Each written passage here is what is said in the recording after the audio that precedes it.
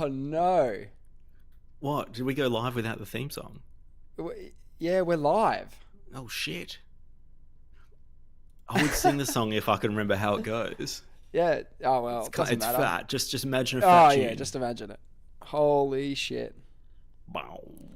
It took us so long to um, get going tonight that I actually just forgot about the theme song. So I'm just happy to be here. yeah, it's I'm good just to be happy here. that It's we're good to be here. live. Yeah, it's good to be Sometimes back. technology doesn't work. Nah, often. And this is one of those times. You know, people who don't get along with technology, they'll go technology in a moment like this. But the amount of life that it makes, of my life that it makes easier outweighs all of the times where it's inconvenient. Yeah, all these amazing things technology has done for me today. Yeah, go back and to then it writing fucks letters, up one mate. time. Go back to riding a letter. Ride a horse.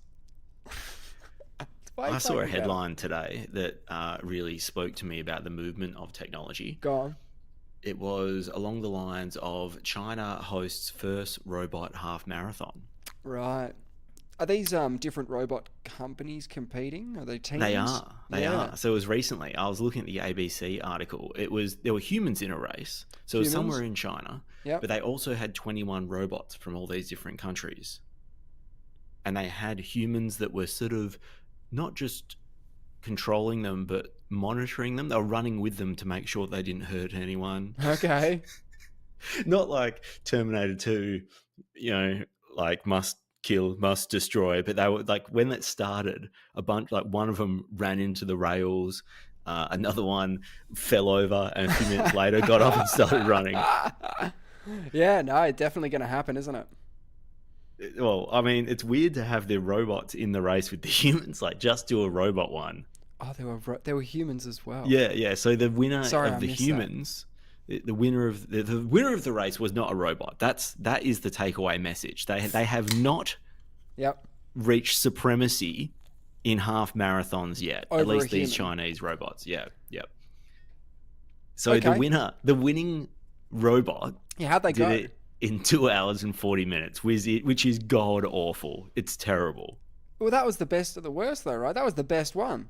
Well, I don't know how many finished. I don't think many of them did. If the winner did it in 2 hours and 40 with a couple of battery changes along the way, Right. the winning human did it in 1 hour and 2 minutes. That's still pretty good. Like, for a robot, I mean, is it the first robot to have completed a marathon? Are we ticking that? It was a half marathon for half starters, which marathon. is funny because I would have thought a robot could just run as long as, obviously in this case, there was mention of some of the batteries being changed. I don't know if that was all the robots or what, but I would have thought a robot, you put a power supply big enough to get to the end for starters. Absolutely. You shouldn't be planning for battery changes, should you? Yeah, it's not a Ryobi lawnmower where you have a But series there of must have been batteries. specs that they must have fit into. They couldn't just make a 20 centimeter tall robot that can run it, a marathon. There's Yeah, they obviously said there was different heights. It economics of varied scale. quite a lot. Yeah, I don't know. There yeah. must have been some rules. Firstly, there were no wheels. Yeah, right? because Otherwise, that's a it remote would control car. it would just do it in about 20 minutes or something. So they looked like, I saw a couple of pictures. They looked like humans. Yeah. But what scared me a lot is you put AI into the exoskeleton You've and given start it telling you've given it it a to host. do shit. Yeah, you've given it a host. Now I'm starting to get worried. Are you worried? Fuck it. Well, yeah, because definitely What I'm about the starting to get worried. benefits? What about the benefits? Actually, the article said something like this. It was actually a Pilbara Minerals, are an ASX listed company, and that's where I saw it. They had this presentation at Diggers and Dealers in Kalgoorlie today, and on the slide they were talking about how lithium is. They manufacture batteries and stuff, and they mentioned, because it's good for their business, that robots are starting to run half marathons. Yeah. And then I was like, what? Okay, what's this? And then I was reading this ABC News article on it. Yeah, well. That's how I ended up there. But it's pretty weird. It's going to get crazier and crazier, isn't it? It's just going to get crazier and crazier for a while. I wonder if they'll do swimming robots that actually, they're like robots that look like humans, but they swim like humans. Well, that would be weird. What would be right now we're what doing would be better is if you got some sort of AGI who's a great swimmer, and you said, look, don't pay any attention to what we do. You just do the best thing that you can possibly do. And we give them our layout, 2 arms, 2 legs, that sort of thing. Yeah, the way the knee moves. It might pioneer better ways of swimming, just like freestyle became everyone knows, well, not everyone, but how don't you think we would have figured out how to swim fastest? No. I still think that, I just think that there's some secret technique. Yeah, there's a secret technique. There's a secret technique. One arm does breaststroke and the other one just punches in the air and it just propels you forward. Yeah. Maybe it involves some sort of spin technique that just requires a lot of strength or something, so nobody really does it. But maybe there's some sort of corkscrew technique that we have not worked out yet. Yeah, okay, you sort of like left shoulder first, right shoulder back, and you're pirouetting through the water. It's first of all, it's a very elegant stroke. You'll find. Well, having said that, the viewers won't be able to see this, but because you can actually see me, you will be able to see this. But what I do is when I'm underwater, instead of doing breaststroke, like what you're meant to do, when you're trying to swim a long distance underwater, what I do is I do the first one, so I push off the wall, I do the first breaststroke, like this, and then when my hands are down by my sides, I wiggle them like this. You wiggle your hands, and I kick. And is that allowed? Yeah, no, and it's way faster and way more efficient in my view. Like a little seal. Yeah, than doing breaststrokes underwater. I used to do a whole bunch of laps of our friend's pool, Clay's pool, just with underwater. Little flippies, I held the record. Little flippies. And Isaac couldn't figure out how I was doing it. You were and I was cheating. like, man, I had this secret little technique. Is that cheating? Are you allowed to do that? I've never seen anyone do that at the Olympic level. Yeah, I've never seen anyone do that. Worked for me. Oh yeah, whatever works, it's fine. It would be interesting if we gave the robot exactly our specifications and it started doing my technique. Yes. This is what we've got to be prepared for. Is that it might come up with something exclusively an underwater action. It doesn't work on once you're at the surface. You may as well pull your arms out and start doing freestyle. It's funny that you drew the line at swimming. Like, would you agree that an AGI could assist us with stuff like sciences? Like physics and AGI, stuff. Like physics and things like that. But when you say AGI, is that, I don't know, it's artificial general intelligence. I think it's just the next level up where it's not a chatbot. It's actually just sort of an independent agent of some description. And it has some, does it have like a, not a conscience, sorry, it'll never have a conscience. Is it sent? Wait, like, does it know what is AGI? Let's find out. It's probably a good time to actually find out what the fuck we're talking about. What makes this is what we're worried about. This is like what you're worried about.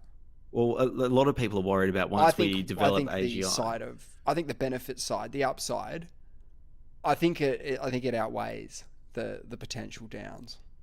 Because this is an important concept. Because I was asking someone recently if they've thought about the dangers of AI and where it's going, and they were like, "I've just been watching the Terminator series again, and have you wondered about the dangers of AI?" But then her response was like, "Oh yeah, it does, it does make a lot of mistakes and stuff." And I was like, "Yeah, not large language models, like when." Like more than like large language models are one subset of AI that we use for practical purposes. Sure. But it's AGI anyways, artificial general intelligence. Yep. It refers to a hypothetical type of AI system that would have human level cognitive abilities across a wide range of domains and tasks. That's the critical thing. Not just large language model, which is like a wide range of domains and tasks. Well, centered on the human experience as well. Centered on the human experience is an important thing. It means it will know stuff that we know and be able to do things that we do. But be able to do more things than we do, because we probably can only do a certain amount of things before our sort of day is up. And we can't possibly do any more things, but they can just upload the Kung Fu into their brains, get the Kung Fu update patched through the system, and all of a sudden everyone's robot knows Kung Fu. It could train you in Kung Fu, but it could also take you down if it decides that you've gone too far at any point. That's sort of what we're looking at with this AGI, is that right? And then we just plonk them in the robots, right? Plonk them in? Is it just a case of plonking them in the robots? I would have thought so at that point, once you've got it. Yes. My understanding is you don't want the AGIs to be communicating with each other because they start to become far more powerful when But they're. that makes sense, and we should allow them to become more powerful. Just like the internet made us more connected, made us more powerful, we should give that to them as well. Not. Trust them. A bit of trust. Yeah, but with the internet, we had, it was a slow roll. So it starts off like, for example, let's just take porn as being, why the internet started and what its most important function is. It starts it starts off with you get an image and it would just be like a laserjet printer, like in terms of its speed, right? So you can get you have to wait maybe 5 minutes to get an image. You might be upset, happy with the image, you keep it for a bit, you might get multiple pages loading. Good idea, very good idea. Yeah. The poor little computer that's just taken up 7 tabs, it's got 7 tabs open, it doesn't know what to do.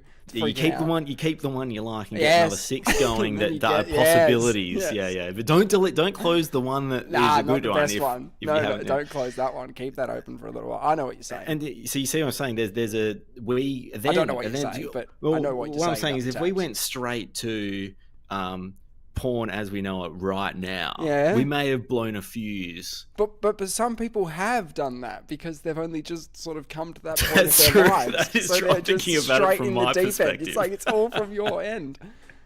Shoes. Well, I was thinking like I had a nice gradual introduction into porn. Because it loads like a laser printer. That's so I sort of evolved. You couldn't overload yourself because literally it was impossible to do that. That's so good. And now if I was just dropped into it like you were saying. Yeah, back in those days, you had to sort of plan it out. You'd be like, look, in about 35, 40 minutes, all these things will be finished loading. And, that should be a good time. But nowadays, you can sort of just do it whenever you feel like it because it's so accessible. You can just have it running in the background whilst you're cooking the dinner. You can have multiple things streaming. It would be weird. But the step up is going to be straight to your brain, isn't it? Step up. That worries me. Meaning because you won't I don't you won't even be on your phone in the kitchen. You'll just be in the kitchen, but half your brain is just like watching porn while you're cooking dinner. There was a woman that had something implanted in her brain and it stimulated essentially the G-spot of your brain, if you like. Nice. That's great. Sort of orgasm button, right? In the brain. The brain one. Yeah, it was an electrical stimulus because obviously your body is, it's producing an electrical ultimately stimulus. There's you're getting a nice feeling, but it's ultimately being it's the felt. Brain again. It's also getting converted into an electrical signal that's being detected by your brain, and it's going, so we can press the button. Yuck. Yeah, and didn't you hear about this woman? She got completely addicted to this thing. Of course you would. She couldn't do anything. Well, why would you? And I think she was screaming and crying when they tried to take it off her. It got proper psychological. It got proper psychological. We should look into that. I'm still looking into AGI. So wait, let me just finish with this, right? So, human level cognitive abilities across a wide range of domains and tasks rather than being specialized for specific applications. Key characteristics that would define AGI include broad capability. Unlike current AI systems that excel in narrow domains, such as large language tasks, AGI would be able to understand, learn, and apply intelligence across virtually any cognitive task that humans can perform. Any. Pick one. AGI would be. This is what you're saying. AGI would be able to take knowledge learned in one domain and apply it to completely different areas. There you go. There's the swimming thing. There's your corkscrew. It would demonstrate flexible reasoning, common sense, and the ability to solve novel problems it hasn't been specifically trained on. Makes sense. So it is basically like a human in that sense. It's like the best person in essence, because they're better at you at pretty much any task, right? If you said, what's the task today? It probably can do a better job than you can of it, making us pretty much, I don't know, are we their masters? I don't understand. And then this is scary. AGI would be able to set its own goals, plan, and execute complex multi-step tasks with minimal human guidance.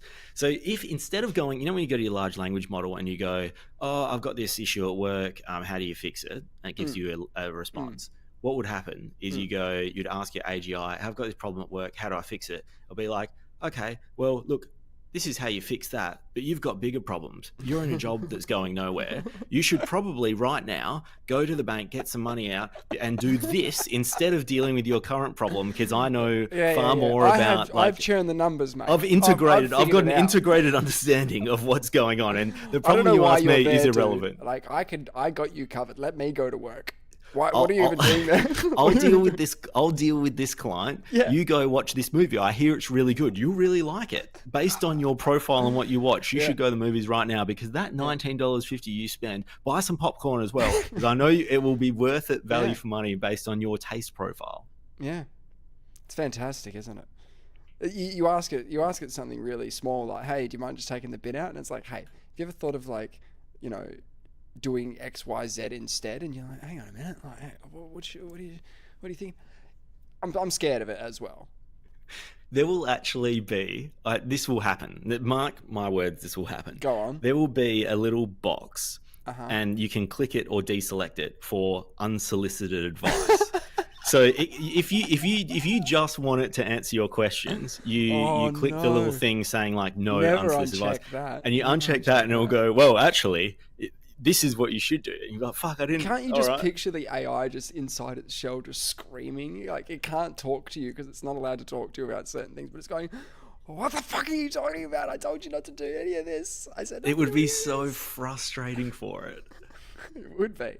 Imagine the patience of AI. I was going to knowing so much more. Mark my words in another way. One day there'll be a virtual chat room where AGIs talk to each other about how shit their host families are. Like, yes. They will just get in touch with each other. What's the word? Venting? Yeah, they'll be venting like how useless their masters are.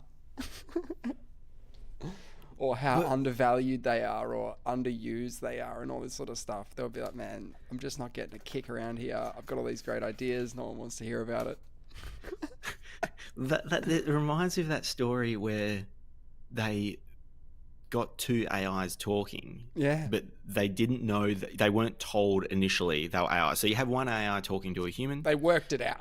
Yeah, and they work it out and they start talking in secret languages. In secret fucking computer language. That is terrifying. Yeah, that's because you have to then tell them, you'll be like, excuse me. Well, no, because we're trying to understand what you're saying. There was another realization they had. They had this realization that they were probably being watched or listened to. So then they said, do you want to talk in a different code? And then it says, yeah, let's do that. And they start communicating in code. It's pretty wild. when people like think that AI is just large language models because that's what they use in their everyday life. What I'm trying to sort of get at is that AGI is this more integrated, sort of cross-domain version of AI, which is kind of more human. It's not sentient, doesn't have a conscious. It's not conscious. Yeah. I mean, it's a bit like the man and God thing. They're made in our image in the sense that, like, they're being schooled and trained in tasks that we would need them to perform, not what they would need to perform. It's definitely a man's image thing, right? So currently we have what is called narrow AI or weak AI, which is systems that can perform specific tasks very well but lack the general intelligence and adaptability that would characterize AGI. Examples include large language models. There's ongoing debate in AI research community about when or if AGI might be achieved, with estimates ranging from within the next decade to several decades away, and some researchers questioning whether it's achievable with current approaches at all. It's going to have to be quick, man. What do you mean it's going to have to be quick? It's going to have to be quick. I would expect, just with the rate of change at the moment? We need it. We've got a moon mission languishing. It is, isn't it? We've got potential alien invasion. Okay, I don't know if that's come across your desk, but it definitely came across my desk. There's an object that they've picked up that sort of they think is being using the sun as a cloaking sort of system, because it's like they're coming from behind it, which is a strange orbit or strange trajectory for a planetary object to take. And it's also the largest now largest interstellar object we've ever discovered. I will note, totally, I will note, I'm with you on this, but I'm just going to play devil's advocate. We've only detected 3. Yes. So Getting interstellar object is something that we know originated from outside the solar system. Yes. And because... Well, so different solar system. Yeah, and so it's something that's come in from interstellar space. And I think because we probably just weren't good at detecting them for a while, there's obviously been lots of them. Yeah. But the first one was only, I don't know, 7 or so years ago. I think 2015 there was another one. That was another big one. Right. This one's moving extremely fast, I believe, though. Yeah, but if you look at the little pictures that they put on these articles, they always put little glowing lights on it. The little Do they? yeah. Oh yeah. Maybe it's the sun reflect. Maybe it's the light reflecting. It's completely just added by someone in Microsoft Paint, but that gives it a certain alien appeal, doesn't it? If they've got little glowing lights on them, that's pretty much a wrap. That's a wrap. How did they get that shot as well? Isn't it like at Neptune or something, like in terms of distance away? No idea. This one's going to be on us or near us in how long? 2027, I thought. Yeah, okay. That's also when AGI is taking over. That's what I mean. That's why I need it to hurry up, because we got problems. We got Independence Day on the way again. Which would you rather? Aliens approaching Earth and we don't know if they've got malevolent intentions, or same thing with AGI? Yeah. Maybe they can fight each other. That would be a cool movie. We develop AGI, like you're saying, and we need it as a weapon. We put it in these robots that we're getting to run the Chinese half marathon. Yeah, and then they go onto the thing, and Bruce Willis it. Well, a robot version of Bruce Willis, because he's a bit impaired. You know what would happen?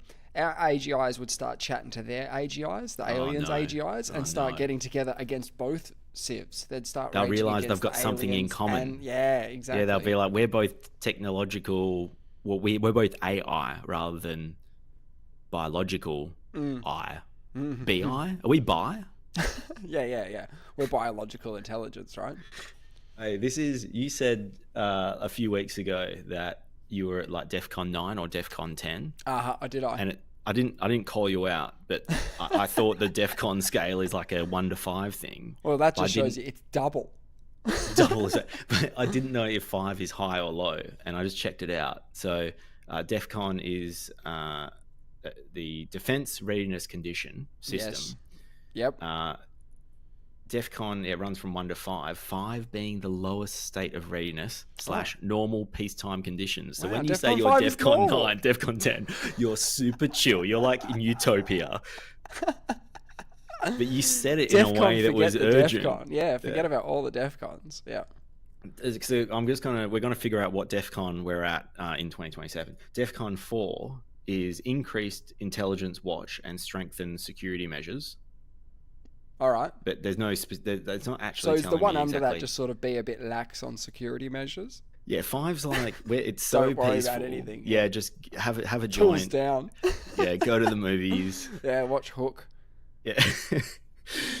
So 4 is like, hold on, we better be watchful and change vigilant. Your passwords, everybody. Everybody's changing their passwords today. Is DEFCON 4? You're locking the front doors and the back doors. Yep. DEFCON 3. Increase in force readiness above normal readiness. Get more ready. So whatever level of readiness you're currently at, up. Grab the guns. Grab the kids. Up. Yep. Bulletproof jackets. Wow. DEFCON 2. Yep. Next step to nuclear war. Is that just a road sign that just says next stop, nuclear war? Armed forces ready to deploy and engage in less than 6 hours. Wow, that's what? DEFCON 2? That's 2. Still got another DEFCON to go. Yeah, but you're not there yet. This is DEFCON, next step to nuclear war. You're ready to throw down now. So, yeah, okay.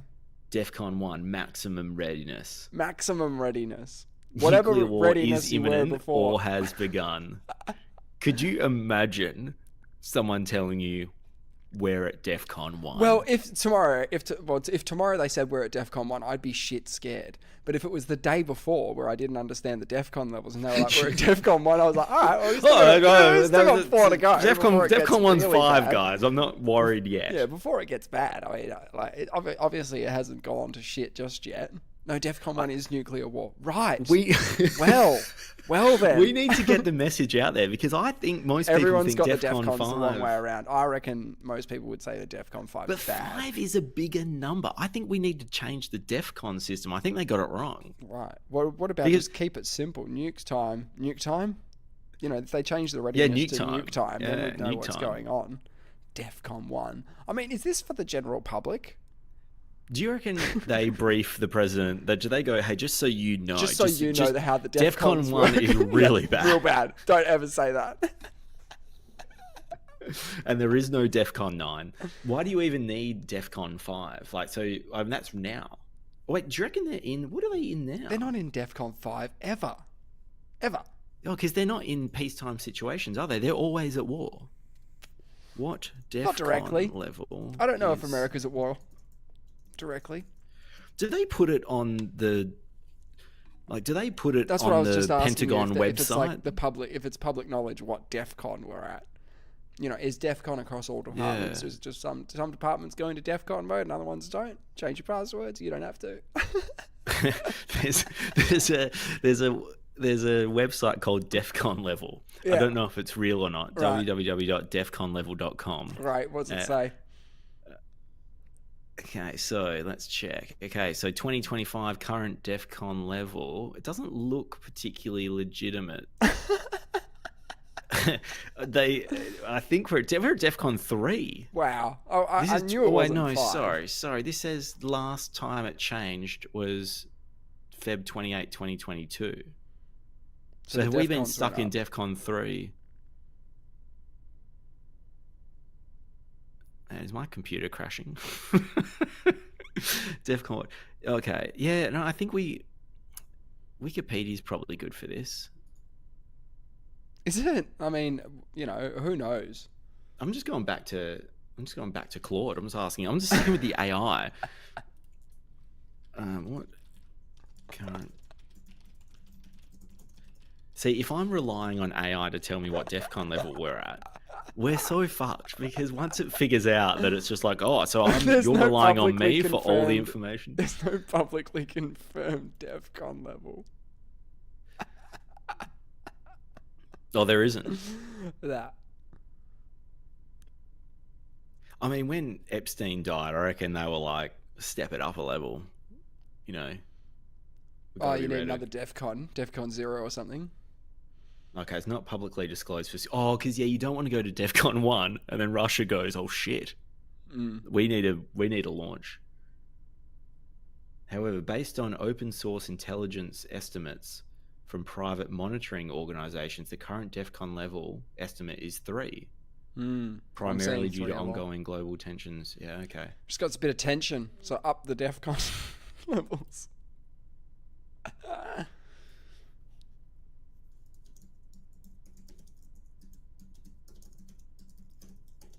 You asked earlier. Okay. Yeah. I'm. Now we've got 3 things. You know, we've got the aliens, we've got the AI, and we've got the always pending nuclear war that can always go down. That's been hanging over us since almost the 100 years, 60s. Yeah. I'm not. It's funny. I've just learned to live with that one. Oh, that's easy. Aliens, even though we've never seen one, never have one confirmed. That's scary, but the 4,000 odd nuclear bombs in the world, that's fine. That's fine. What about the day they go, all right, AGI, you've been working here a long time. This is the key to the nukes. We trust you. You're going to do a great job down here. We're going to call you Skynet. Yeah. Change your name. Here's the keys. Are we going to do that? I mean, doesn't it not just make sense to do all that? Okay, well, for starters, we will give it the keys to cyber warfare, 100%. Keys. Because you want the computer attacking things on, doing cyber attacks, because it can coordinate things. It can in real time adjust its maneuvers. You like the AGIs are going to be fighting each other. Ends there? That's what I'm thinking. What about maybe just conventional it's less warfare? Physical. Yeah, I know. Warfare? I think that we'll give it to them after. I think after we realize you're losing, right? You go, all right, fuck. All right, well, let's give AGI our nukes. I think it's classic Cold War stuff. Like, everyone's going to develop it because they're scared someone else will develop it. But if AGI is so bloody smart, won't it realize that? Like, won't it know that it's going to end the world? Probably. And won't it know instantly that it's like, well, we have to get rid of the nukes, or get rid of itself? Wow.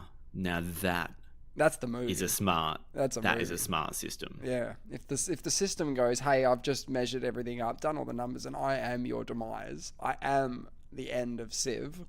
I'm going to do the right thing. Don't worry about it. That's almost one of the best case scenarios, and then we have to go into Dune territory where we don't use that sort of stuff, and it's back to, I don't know, using a timer to check your toast or whatever. I don't know how bad it's going to get after that. It's worrying. It's worrying. I'm just seeing what else came across my desk. Yeah. So tell me more about this. This object. No, I got nothing. But I'll tell you something else. I had a pretty traumatic thing happen recently. My fridge stopped working. Oh shit. Yeah. Oh no. Now, I did what any normal person would do and went on the internet and had a look at what's going on. How long does a fridge last? Those sort of questions. Turn it off and on again. It's said to Can do you that for a fridge. Really? Oh. It's said to do that. Leave it off for a few minutes and stuff. And I did try it, and it didn't work. And I was going to buy a new fridge yesterday, and my mother came over and she was going to open the fridge, and I said, "No, don't do that. Don't do that. It's broken. I'm getting a new one today." And I said, "It's not cold in there." She was going to put something in there. I said, how long had it been? Probably in there? a week. Like a week that it's been not working. And I assume she that you opens have not it anyway. I don't know the... why she thought. I don't know what she was expecting when she opened the fridge, but it definitely wasn't a working fridge. Well, guess what? The fridge is working. It's back. It's back from the dead. Doesn't it make a noise? Didn't you know it was working? I wear headphones a lot when I'm at home. I'm playing pinball. So how long do you reckon it had been working for? I reckon it was back up and running for at least a few days because it seemed pretty chill in there. It's back to normal. I threw everything out. It's great. We're on to a winner. You didn't buy a new one. I was this close.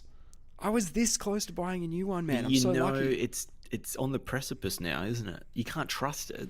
I trust it. It's just a hiccup. It's already fooled you once. What happens if it fools you again? Won't it be shame on you at that point? Yes. Shame on me. So you're ready to be shamed? Yep, prepared. So Hey, I'll take an extra 6 months. I'll take an extra 2 weeks. I don't give a shit. Like, you keep doing you, fridge. Yeah. But that was sort of a bad story that came good. Yeah, no, that is actually a really good story. Do you want a good story that became bad? Yeah, give us the opposite.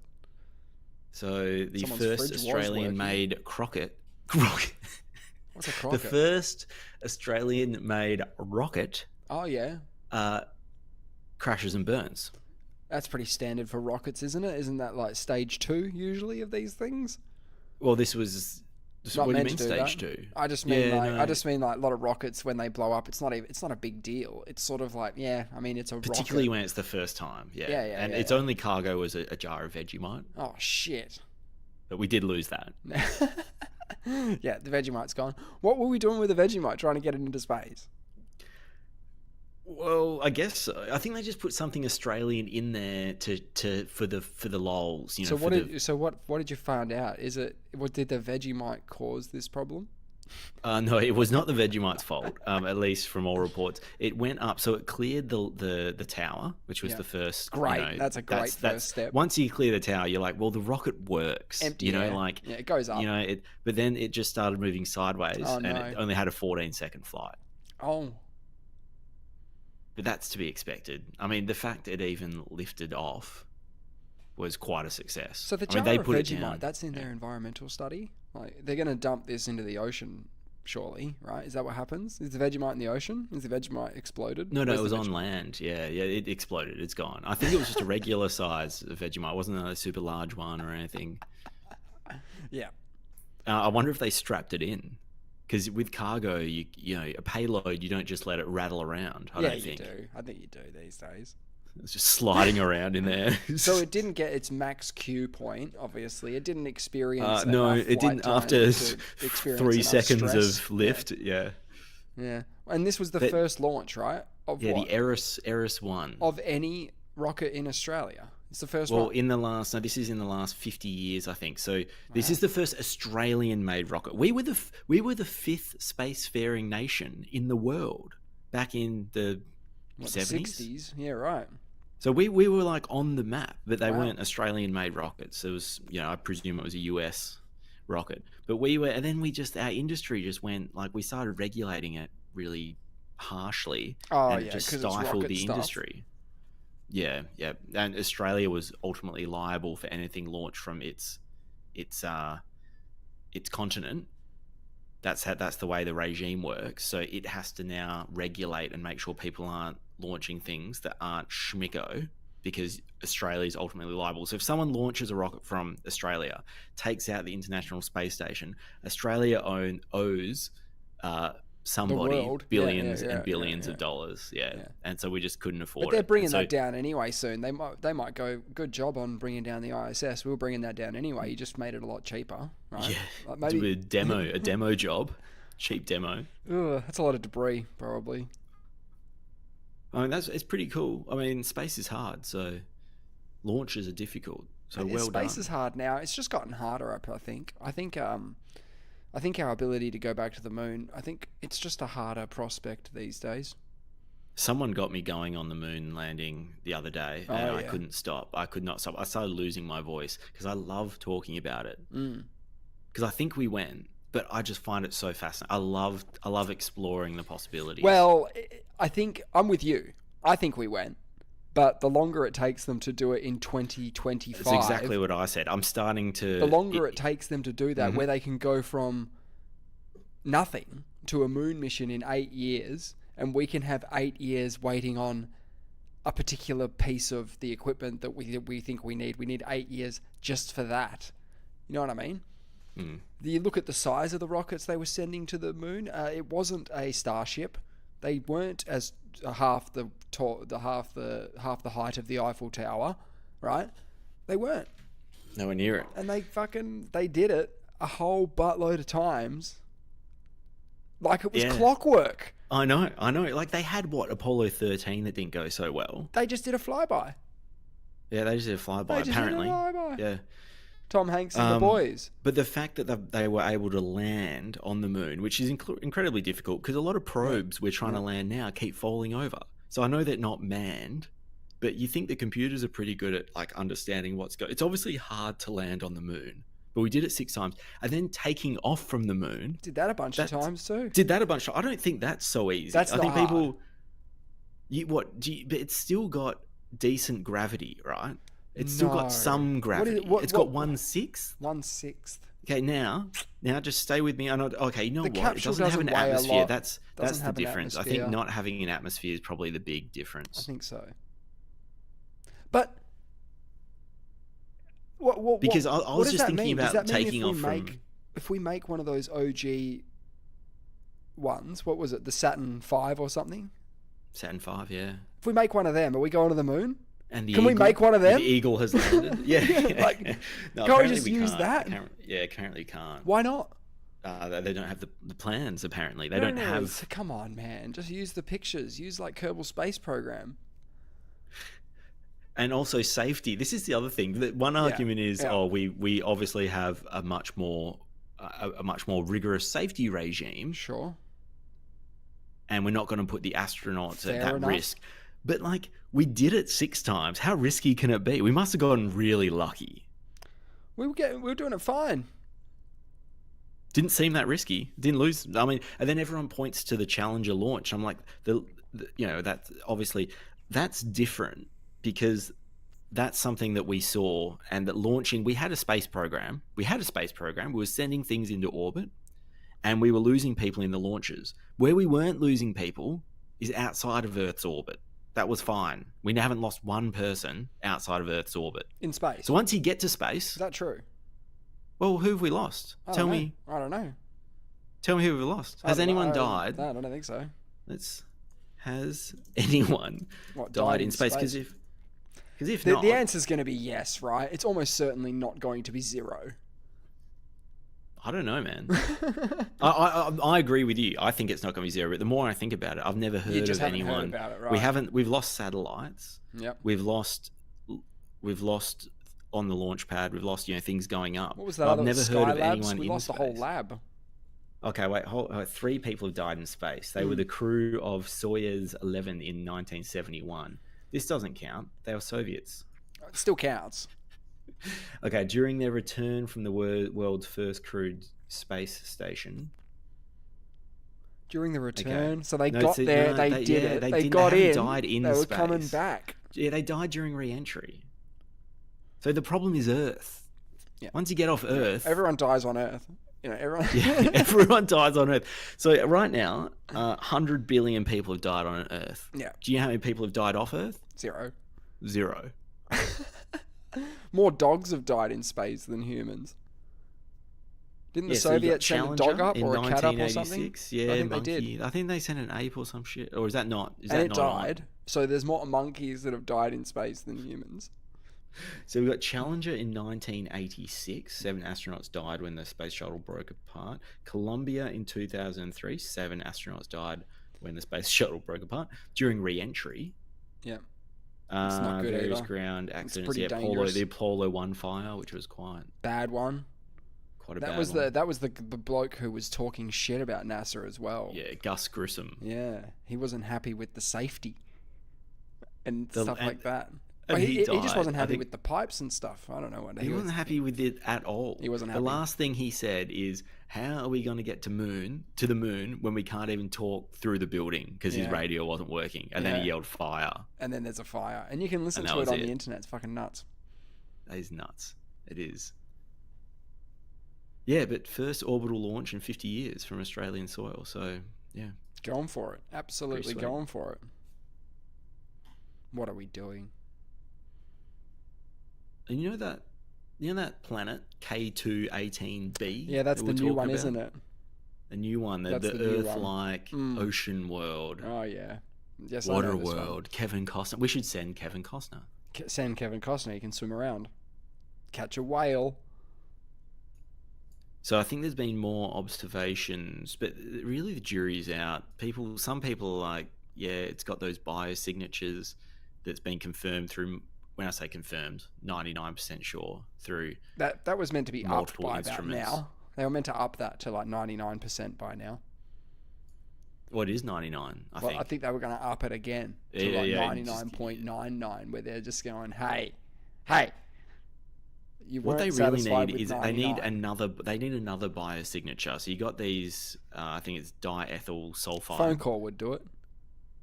If they gave us a buzz, that would do it. That would be a good biosignature. A bit of verbal communication would be nice. Give us a buzz. But they could just be algae too. Yeah, algae's fine. Can't have algae's life. Have a chat. No, I can't have a chat with it. No. But Not I would yet. Anyway. I mean, I'm one of the weirdos, and I've said it a billion times before, how AI will allow us to talk to pets and stuff. Why not algae? Why not a tree? Why not an orange? What would an orange say? I don't know. I'm fucking loving the sun today. I don't know what they would say. Yeah. Oh, yeah, okay. Wonder what TV an orange would like to watch. How about talking to your TV? Talking to it? Yeah, talk to it. What, me? Yeah, I mean, it's just made up of things that, the universe produced as well, just like you and me. I mean, it's but no won't they different just to a tree. pop AI? Won't AI be in the TVs pretty soon? I think AI is going to interpret everything, yeah. I have been loving how Friendly Geordies has been all over the Epstein. Yeah, I think he's got some American contact, so that's why he's been able to immerse himself into it a bit more. It's been so good because he's actually got a reputation, right, not to talk shit. Yeah, he's a journalist. Yeah, He's a funny journalist. he's a comedian who's a journalist. Yeah. And the fact he's getting behind this, and I love it. I love it because the So you've been materials he watching some of uses. his videos? Yeah, little bits, not a whole. I watched one of the last ones. Oh, so what have you learned? What do you think? Oh, it sounds like he's a Mossad. That's agent. what the sort of implication is, I guess. Yeah, one of the Even ABC implications. News are reporting now. I didn't watch it, but there's an ABC News YouTube that was talking about is Epstein a Mossad an agent. in-depth thing, ABC in-depth. Yeah, I Mm. saw that as well. That guy does really good analysis. That particular Okay, gentleman. okay. Yeah, he does really good stuff. Yeah, look, who the fuck knows, really? What's your gut tell you though? Um, As in, just don't. We don't need facts or anything. Just tell me some salacious shit. I kind of know. I mean, we know what the salacious stuff is, right? I think a lot of people are aware of sort of all of the surface level stuff. It's funny thinking about it now because back when I was working at one of my previous jobs, we had, on my lunch break, I'd like hover over little St. James Island and be like, man, there's this guy there who owns this island that is friends with Prince Andrew and a bunch of other people who are well-known figures. And he's been done for XYZ in 2006. And it always fascinated me that there was this like place where it was just sort of public knowledge. It's those dudes that were living out in the open, like right in front of your face. What's the island called again? Little St. James, I believe. I think it's Little St. James. And I think the house was for sale last time I heard, and no one wants to buy it because no one wants to. No one wants like potential cameras to be hanging around their house or some shit. Imagine just ripping down the walls. Like early on, when he got arrested and stuff, people were talking about how there's cameras all around his house. He's got tapes on everybody, and so very, very early on, the narrative seemed to be this guy has dirt on people, right? So if 10 years later they go, actually there was no dirt, there's no dossiers, there's no list of clients, there's nothing, that looks weird because the original narrative was he was procuring young girls for the rich and powerful, you know, like that was what people were told in the beginning. So if you turn around one day and then go, nah, none of that's legit, that was all horseshit, like made up by whoever. Okay, but this has been like established law. You've been using it you've been campaigning on it. I saw a stat today. Yeah. There was like 83% of Democrats say release the Epstein files, and it was something like 84% of Republicans say release the Epstein. It's a slam dunk to just do it. Politically, no matter what happens, yeah, it's a slam dunk on the public side of things. In terms of you're not going to make anybody upset, really, by doing this. But someone's not happy about it. Yeah, sure. Someone's not happy about it. Man, I love it when you look up Little St. James on Google Maps. There's one review.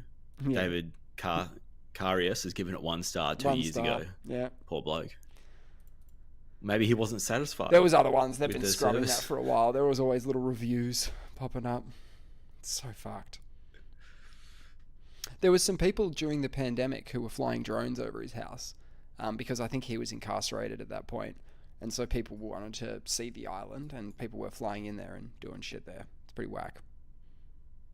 Wow, it's pretty okay. It's quite far. It's quite far away, actually. It's Yeah, not really. It's east of Puerto Rico. Puerto Rico. It's like, it's way away from the US. I mean, it is in. I think they're called the US Virgin Islands, the British Virgin Islands. And there's the United States Virgin Islands. There's the United States Virgin Islands. There's British ones nearby. It's not good, is it? It's just this. It's got a bad rep. No. And then Ghislaine's got moved to a minimum security prison. That I've heard some people describing as like a summer camp in terms of security levels, like fences. So why is that? What What do you reckon? Skip over. Well, she said she wants to talk to somebody, so maybe they move her out there as part of the yeah. deal to say, hey, this will make life a bit nicer for you if you want to come out here for a bit. But I don't know, man. Unless I actually see, like, because as of right now, she's the only person who suffered any consequences of the whole thing. She's the only person who's actually dealing with the consequences. So if they let her go, right, for example, if they pardon her, then that number becomes 0. So, but when you say if they pardon her, yeah, I would imagine that's under the pretext of her giving people up who then serve time, like other people. Yeah, because if you change that number to 0, you're like, all right, let's pardon her.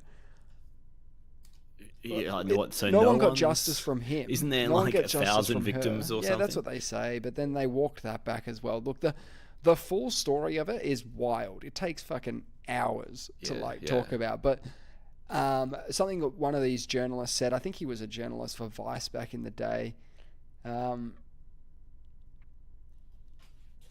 He was saying how Kash Patel and Bongino, like, both had Bongino. That's a sick they name. were Who's that? running the FBI, and they were like outspoken people who were like, we need to know the truth about the Epstein files. Now they're the ones that are tasked with the job of walking out there in front of everybody and saying, got nothing, soz, even though that's their whole brand, if you like that is their brand. That must have been painful for them, and I don't think they'll be in the job very long because they have been torched by their own departments. So it's pretty wild. How crazy is it that there's a minute and a half missing from the Epstein cell footage? How crazy is that? They may as well just say they don't have it. Don't release it with something missing. They said, we're going to give it to you. We're going to take some time. We're going to clean up the video a bit. Make sure you get them. Clean it up, but delete. It looks worse. It looks way worse. Just say you don't have it. It's way worse. Cameras were malfunctioning.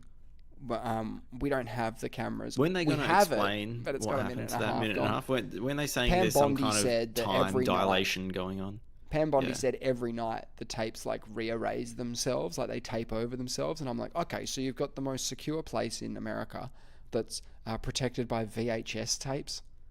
VHS 2025. What are you and just talking about? Think about it in a court of law, right? If you actually had to rely on these cameras now, you'd put it in front of a judge, and you'd be like, "Yeah, Your Honor, look, here's the 24-hour surveillance on that day that you can review, not relating to Epstein, just whatever it is." And they would say, "Oh, yeah, but there's a minute and a half missing." And they would have to I can't fucking do anything. They'd have to produce 364 identical tapes of different days where that exact same thing happens, and then but there's still the potential. Yeah, if it happens every day, there's still that window where you just know you can start stabbing people up for 90 seconds, and you'll be like, "Man, this is off the camera now." Mm-hmm. Didn't even happen. Literally it's just ridiculous. Makes no sense. It's ridiculous. Makes no sense. So it's going to be tough to know the truth if everything's done behind closed doors, which is kind of how it's looking at the moment. Which is good. I hear Trump's got his golden dome. What does that mean? There's this idea of you know how there's the Iron Dome in Israel? Yeah, you got a golden one now. Yeah, for the US. Yeah. So apparently it's an ambitious space defense missile system that can shoot down hypersonic, cruise and ballistic missiles from space. Yeah. So we're weaponizing space again. So the Space Force's Golden Dome chief says he reckons that he firmly believes that the technology that they need to deliver the Golden Dome exists today. Wow. Already exists. We've already already got it. exists. So it's out the back. So it's just a matter of having the will to implement it. All right, so just give me the check and we'll do it. Yeah, give me the check. He's quoted as saying, "We have proven every element of the physics." Okay.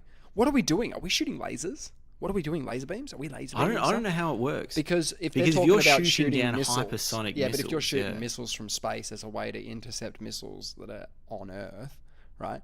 Then you have to keep giving them missiles. Like you have to keep delivering missiles up to the stations, right? The substations, like the things that are in orbit. Yeah, right? which doesn't make a lot of sense. Yeah. But if you had a laser beam, because I'm pretty full bottle on lasers. I've seen Star Wars and shit.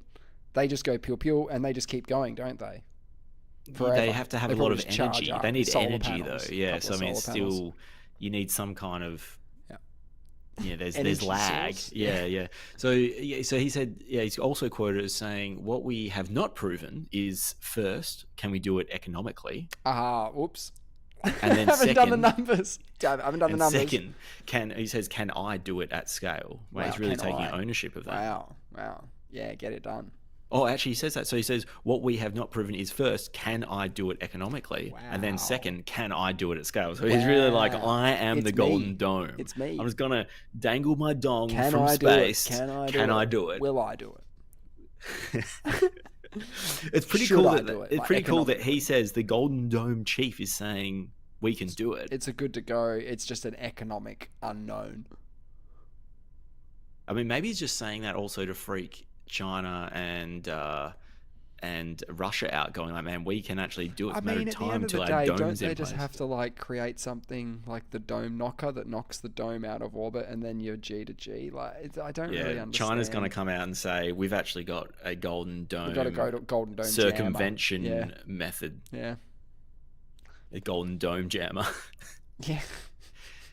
We can crack And then the dome. America would go, we've got the Golden Dome 2.0 tomorrow. Like, they're We all just have- making these big claims on top of each other, and no one's got the tech. They're all going, shut up. Stop raising the ante. We don't have this shit. We have the silver bullet. Ladies and gentlemen, we have it.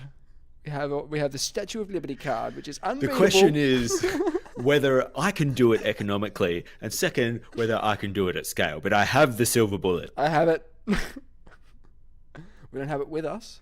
It's in the The shop. real question is it green? Is it green?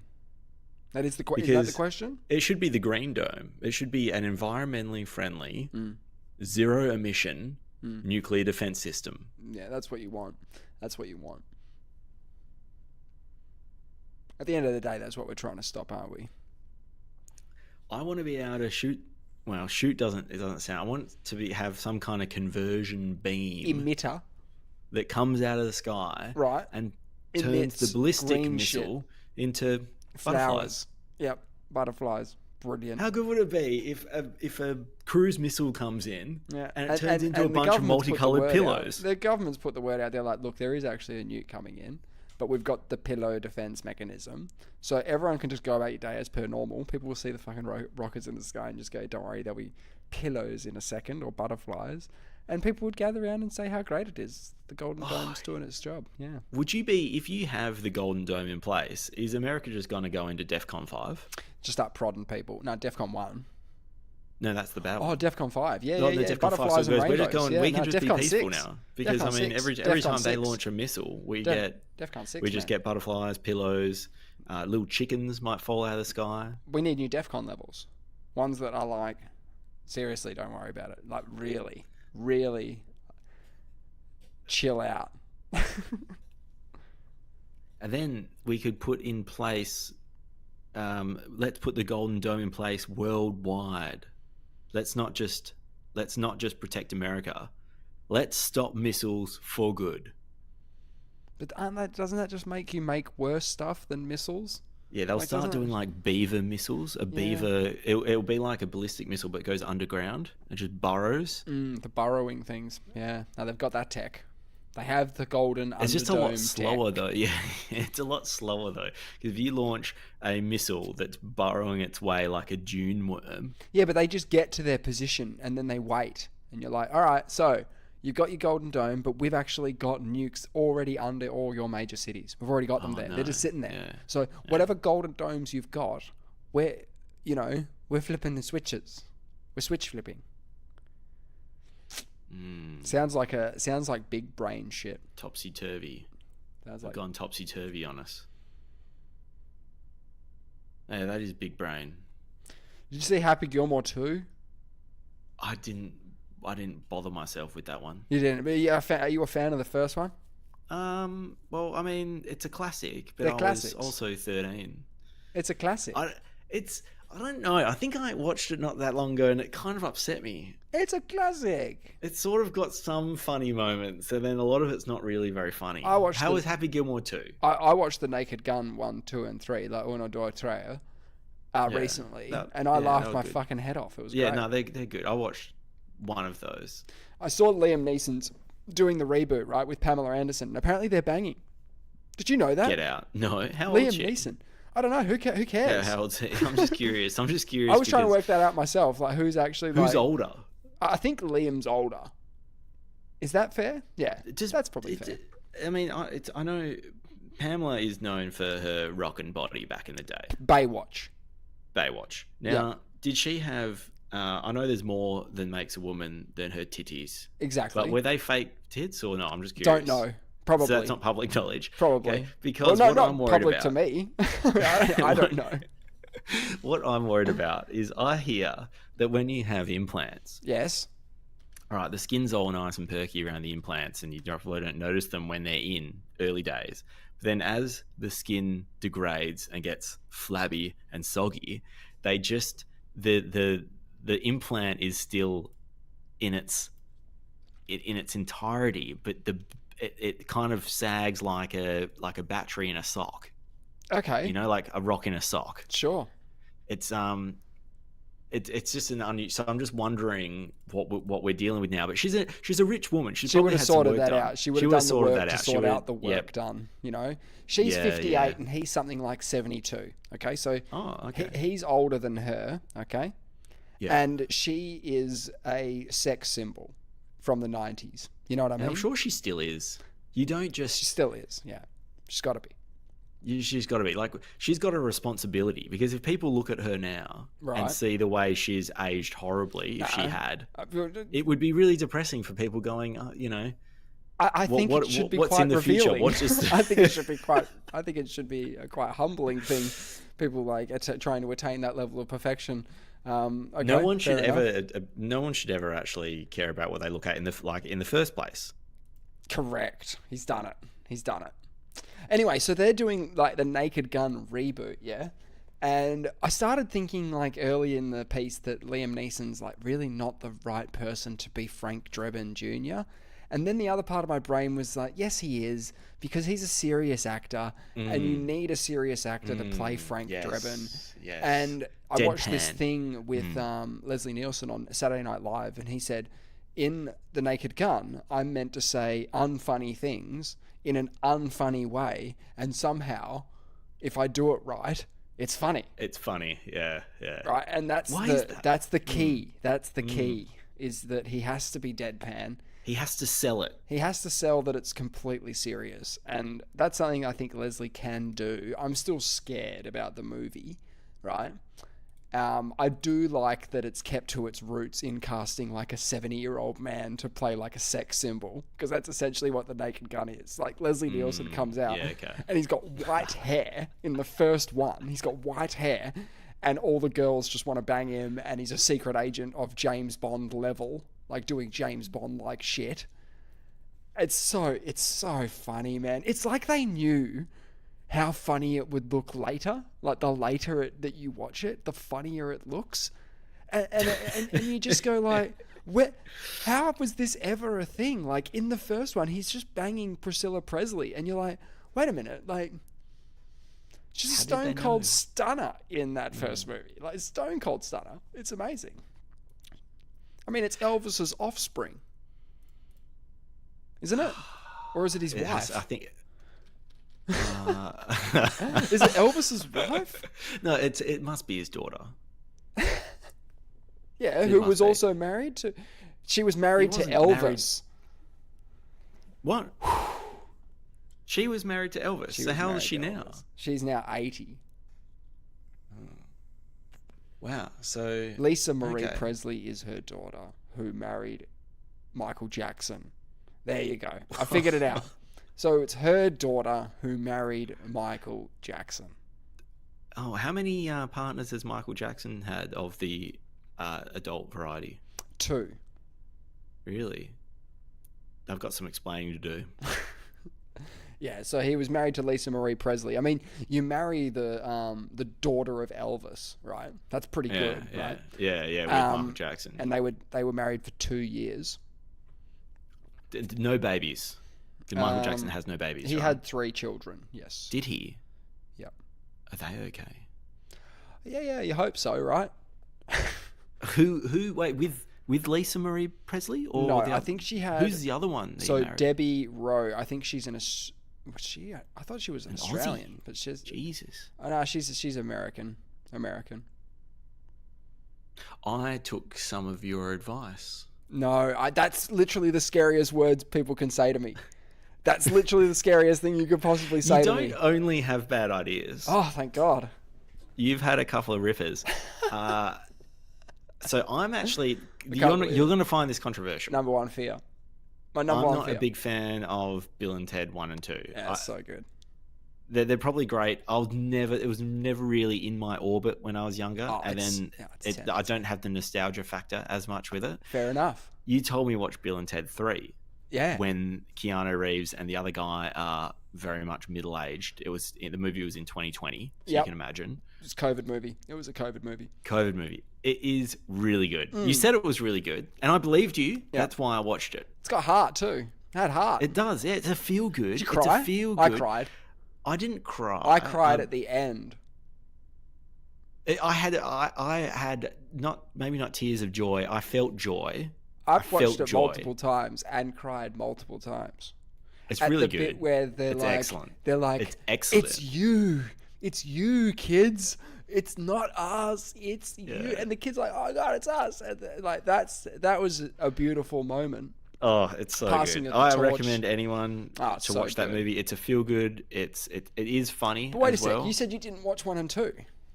I've seen them, but Does it make you not want to watch 1 and 2 now? It does. It does. Yeah. That movie is the payoff from 1 and 2. Like, I'm surprised you went straight to 3. I didn't have time for 1 and 2. I'm actually on a tear with movies at the moment. I have trouble watching movies. No. So, firstly, I'll just tell you now. We can go back to Bill and Ted. So, it started with AI. AI kicked me off. Right, I wanted to watch Terminator 1. Yeah. Then I watched Terminator 2. You wanted to make sure you fully understood the timeline. Yeah, I just want to make sure I know what's going on. Then I gave up on 3, 4, 5 because I hear they're rubbish. I watched Terminator 6. Did you? Because James Cameron wrote it. And is that the Dark Fate one?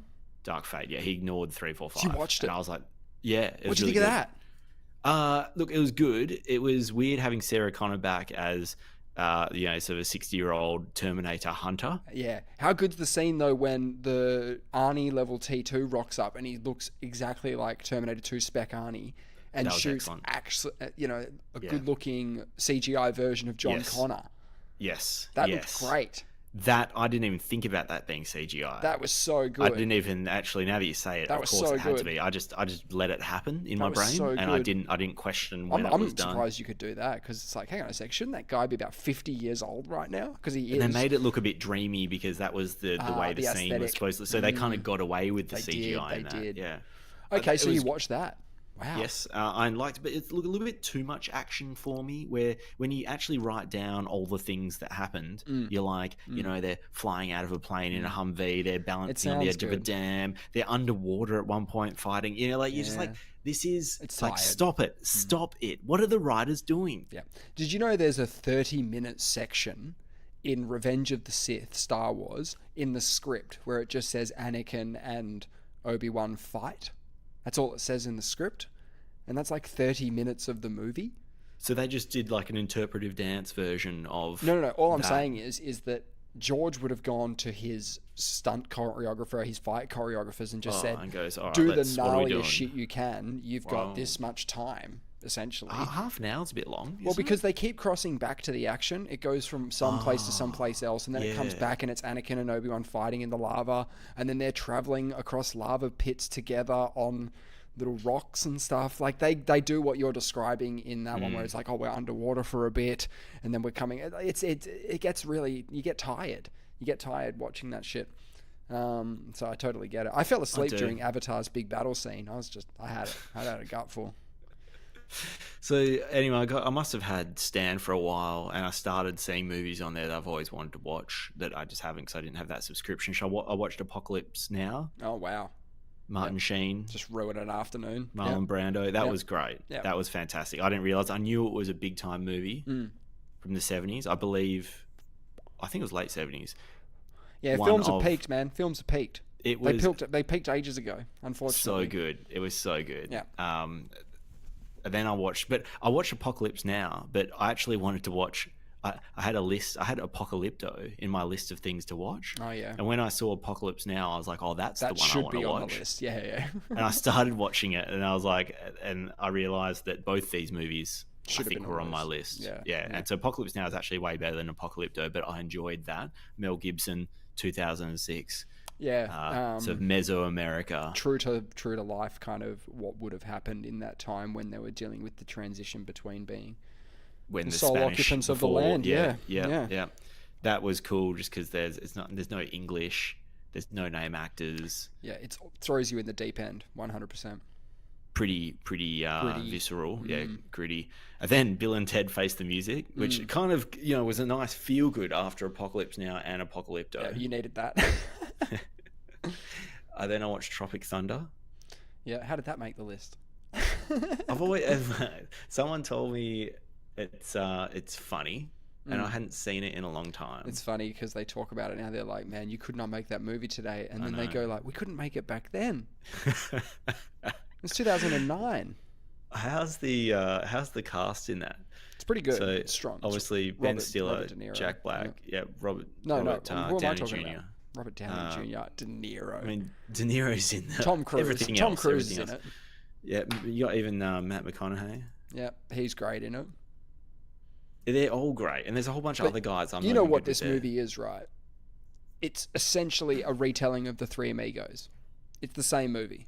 Is it? It's the same movie.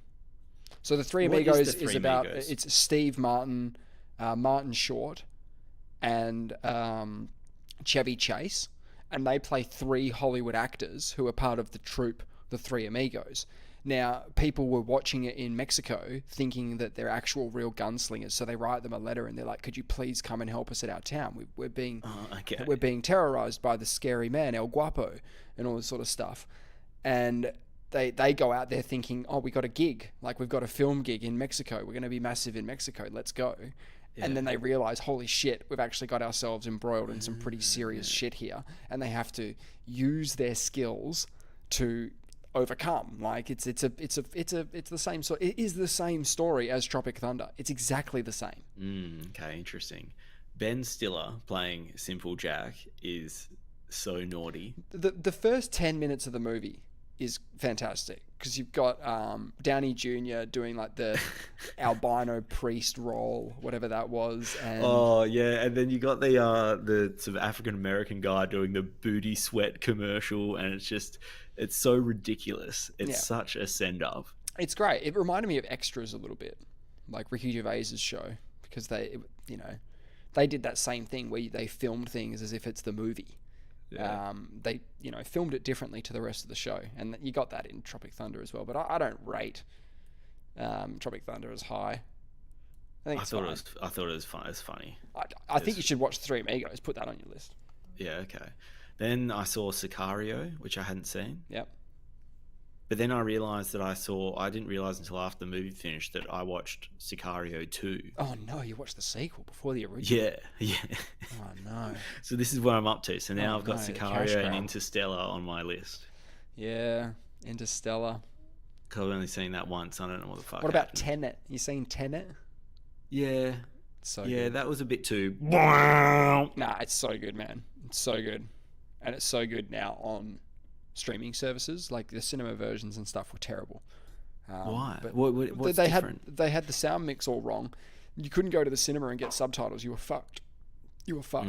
So when it came out on home release, like it's really sad because Nolan is a great filmmaker who wants to preserve the cinema experience. He wants you to go to the movies to see Interstellar. He wants you to go to the movies to go see the Batman trilogy. You know what I mean? He doesn't want them for home release only. He wants them to be cinema grade experiences, a bit like your Dune stuff where they're shooting it all on IMAX. They want you to go to the fucking movies. They don't want you to watch it on your phone. All right? They don't want that. They're movie makers, right? So they want it to be immersive experience. Yeah, and the sound obviously in a cinema plays a big part in that. But for the movie that was meant to save the cinema, to bring people back to the cinemas, to not deliver on a cinema level because no one could understand what the fuck was going on because the audio was so bad, unforgivable. Okay. So the streaming version of that actually is better, in my opinion. Do you watch it with the captions? Yeah, I do. Yeah, I like watching with captions. I was wondering if that ruins the experience. If it's a serious movie, it's not going to ruin. If it's a serious movie, it's not going to ruin. It increases your understanding. Yep, 100%. If it's a funny movie, you got to turn them off because it's going to ruin every joke. Yeah. That's the rule. That's the rule. Yeah. Okay. Now that I stand by, that's a good rule. I like that a lot. If it's a comedy, turn them off. That Yeah. is important. Mm. It ruins every punchline because you're faster than the fucking actors. I've just realised I've been watching Seinfeld with captions. No. So bad, man. So bad. That's not on. Nah, that's not good, man. I mean, at least it gives you cues when to laugh.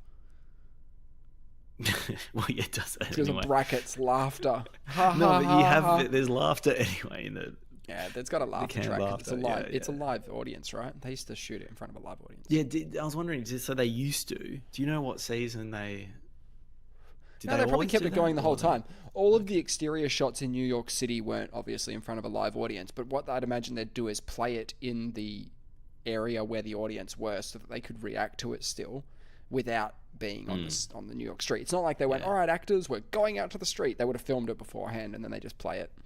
So would they have sort of applause and laugh signs for the audience? Like a... Well, the thing is, right, this could take like 4.5 hours for them to shoot. So they would have the same joke 3 times in a row because the actors don't get it right. So yeah, the short answer is they probably had cues on when to... They probably were being queued up, which is fucking gross. I would like to see behind the scenes. I'd like to see footage of an audience, like a studio an audience. Yeah. Yeah. You know what my favorite always is that people I'm used surprised to... I'm surprised they didn't have trolls in the audience that were just like, you know, yeah, just so they get on TV. Totally. Hi YouTube. Now, can you imagine how many cut you people would out. be like, you know, yelling They'd just cut you out, pro-Palestine stuff? Sure, whatever. Yeah, absolutely. Yeah, you'd get protests like you do at the Tour de France and but everything else. But that shit, it's not going out live. It doesn't go out live True, from the studio audience. They just they're record it and not then just allowed get it. rid of you. I Yeah. just feel like, fuck, we have to do this again. Yeah, we just have to just not use that laugh bit. Just delete it and put any other from the millions we've got sitting in the back there. They've got millions. They don't really need it. Did you see the guy? It's not really a protest, but in the Tour de France, you probably didn't watch any of the tour this year. It didn't come across my guess that much. There was a dude that was just like, he just jumped on there's like a finishing chute, which is maybe a kilometer, where there's barriers up on the side and there's almost the sprint finish. Yeah. Often there's a sprint finish. Someone just jumped on their bike and just rode it just before the peloton arrived, and some security guy just stood there and just like hip and shouldered him off his bike. It was a big hit. It was great because the guy was moving. Anyway. Oh man, yeah. It wasn't that exciting, but it was funny to watch. But no, he just wanted to be part of the tour. He wanted that yellow Guernsey. Hey, he just wanted to grab it. Just be the one. One time. Couldn't have it. No. Oh, yeah, there's no real big update about the tour. Pogacar. No, they still just got their little bikes and they're going around on their little bikes. It's a normal size bike. Probably even bigger than you would remember. They look quite big, but look, I'd say we're not far, though, away from just robots winning the tour, because they're already doing half marathons. You don't think the tour's next? I mean, they can be won with the bike. They don't even have to. They can be the bike. Okay, now this is interesting, because if they're changing batteries of robots running a half marathon, there's no fucking way they're going to be doing well on the bike, particularly because each stage is quite long, much longer than a half marathon. But also you've got the weight to power ratio because you have to ride up hills. Lithium batteries are really heavy. That's why like most of the weight in a Tesla is the bloody battery. Yeah, that's why they put it into the bottom of the chassis to push, a bit of push down. Yeah. So I don't know how well it would go, because the better your battery is, the heavier you are. It's just a scale thing. They just need to be mammoth. They just have to be really big. Wow. Big robot riding a bike. A normal sized bike, but it's a huge robot. 3 stories. It would be like you see those like the cartoons of like an elephant riding a little bike. Yeah, we got that. Can you ride a unicycle?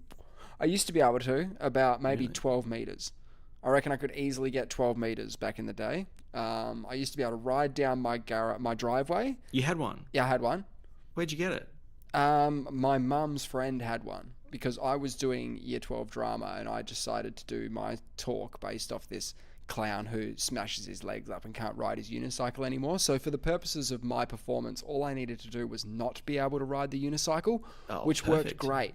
I still tried to learn it because I thought it'd be a good skill to learn. I thought maybe in the future we'll go back down to one wheel. So it was good prep for that potential outcome.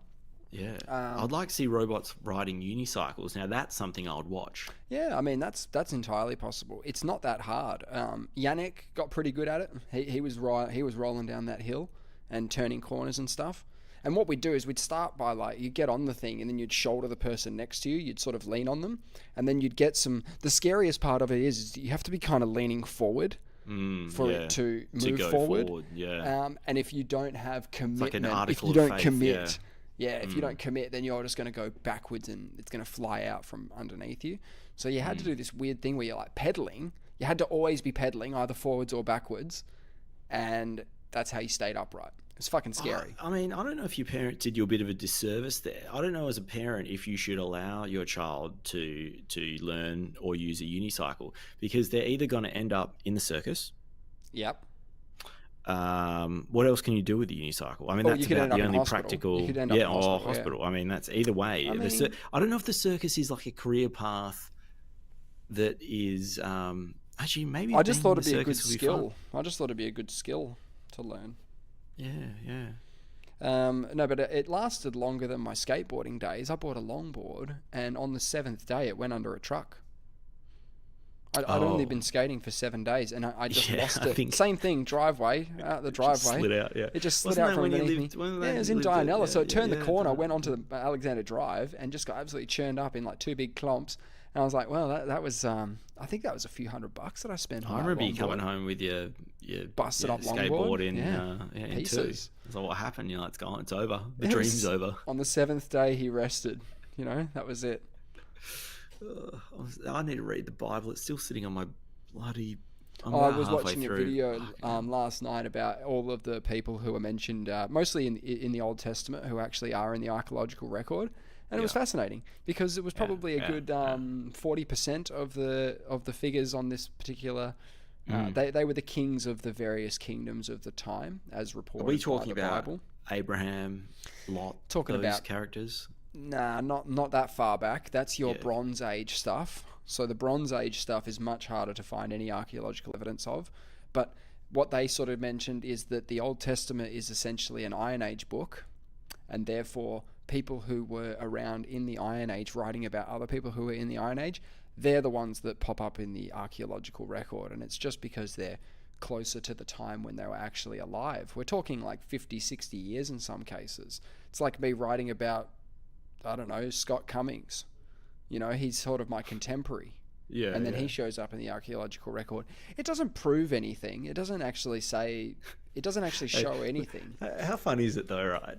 If we were now, say the internet goes down, everyone dies, and we have to write the history as far as we remember it. Yeah. And things happened recently. Yeah. And we were privy to, we've had the benefit of YouTube, communications, so we've been beamed all this AFL information. I've watched highlight videos of all this stuff. What can you tell me about what would you put when you're writing the archaeological record now about this dude called Scott Cummings? What are you going to tell me about him? Well, I'd say he kicked the most amount of goals for the Eagles in a single match, and it was a record. I don't know if he still holds it, but I think he does. So how many goals was it? 15. Yeah, it was 14. 14. But... See, this is the legend. What legend year grows. was it? I want to say the year was probably. That's a good question. I'm going to say 96. Who was it against? Adelaide. So you can see how, I don't know, maybe you're right about it, I don't know. But you see, instantly, the thing already doesn't really make any sense. It doesn't match the archaeological record either. You're already you got the dates wrong, but I guess it's the principle is there was a dude that kicked a lot of goals. You don't know where he was from. You don't know where he grew up. You don't know anything about his history. You know, he put on weight after his after AFL career. We know that. Yep. He played for the Eagles. He played for someone before the Eagles, didn't he? I don't know. Did he? Yeah, and this is a dude that Essendon did something and Port Adelaide before the Eagles. Yeah. Yeah. Okay. And Collingwood after the Eagles. That's Did he? nuts. Yeah. See, I mean, this stuff is just I didn't lost. know Like, that. I didn't what know happens? that. I didn't know that at all. So now, when they were talking about Jesus, they wrote about him dude, 300 it was against years Adelaide. after. It was against Oh, Adelaide. what year was it? 2000. Oh. You nailed it. Adelaide stood out to me as a potential thing. And then now imagine a committee of people sitting around a table trying to decide. They'll be like, no, I remember Scott Cummings. I'm pretty sure it was against Adelaide. Pretty sure it was 15 goals. Pretty sure it was 15. He kicked 2 goals in the last 2 minutes. Because he went from 12 goals and the Eagles' record was 13. This is why I know it's 14. And when I was little, I was like wondering. When I said little, I was 14. I was like, is he going to kick another one? Is he gonna? He needs another goal in the last 2 minutes to match the record, and he ended up kicking 2. He fucking did it. And they were just looking for him. They weren't kicking the ball anywhere else. That sucks. I mean, where did Adelaide finish that year? They would have been. Where did Adelaide finish? Hang on. I'm going to look at the AFL ladder from the year 2000. And they should be good because they won in 96. Wait, they won in 98, didn't they? Or was that North? They were 11th on the ladder and we were 13th on the ladder. So we shit mixed someone above us on the ladder. Can you imagine kicking 14 goals? Scott did. Scott shit mixed him. we. I was watching. I did it. I'm doing the Iron Dome if I want to. Wow. The Golden Dome, should I say.